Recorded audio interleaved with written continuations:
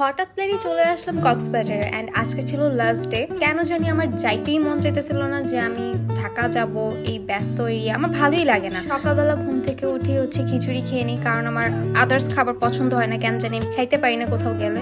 খেয়ে দিয়ে সমুদ্রে নামবো অ্যান্ড সব কিছু ঘুরে ঘুরে দেখতেছিলাম কিছু নেওয়ার মতো আছে কিনা। তারপর এটা কি ফল যেন আমার মনে নাই, খাওয়া দাওয়া করতেছিলাম, কারণ আমাদের ট্রেন কয়টার দিকে যেন ছিল মনে নাই। যাই হোক, তো আমরা এখানে আমি, আমার ভাই, আমার আম্মু সবাই মিলে অনেক এনজয় করি অ্যান্ড বিকালবেলা গোসল টোসল শেষ করে আমরা আবার একটু টুকটাক খেয়ে নিই, কারণ সন্ধ্যা মেবি 7টার দিকে আমাদের ট্রেন ছিল। তো আমরা কক্সবাজার থেকে বের হয়ে যাই 6টার মধ্যেই। এখানে একটু টুকটাক শুট মুট নিতেছিলাম অ্যান্ড এটা কেনার জন্য আমি পুরো পাগল হয়ে গেছি যে এটা কেন কিনে দিতেছে না আমাকে। দেন নেওয়ার পরে এই তো আমি একটু নায়িকা সাজার ভান ধরছি অ্যান্ড দেন এই যে বের হয়ে গেলাম ট্রেন ধরবো তার উদ্দেশ্যে।